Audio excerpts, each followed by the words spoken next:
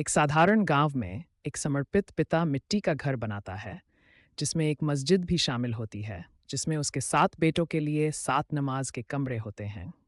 निर्माण पूरा होने के बाद पिता अपने बेटों को इकट्ठा करता है और अपनी इच्छा व्यक्त करता है कि वह मस्जिद को स्वर्ग की मिट्टी से ढकना चाहता है। 6 बड़े भाई इस अमूल्य मिट्टी को पाने के लिए दृढ़ संकल्पित होते हैं, लेकिन ये नहीं जानते कि इसे कहाँ खोजें। वे इस रहस्यमयी मिट्टी की तलाश में खेतों, पहाड़ों और घाटियों में भटकते हैं। बुद्धिमान बुजुर्गों से सलाह लेते हैं, लेकिन सूर्यास्त तक खाली हाथ घर लौट आते हैं, अपनी असफलता से निराश होकर।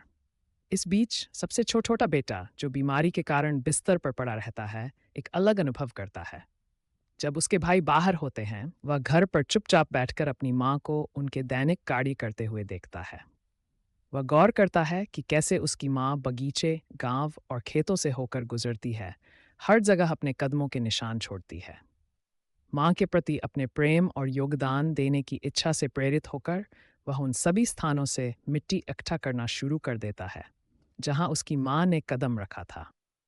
उसे विश्वास होता है कि माँ की दयालुता से स्पर्शित ये मिट्टी विशेष महत्व रखती है।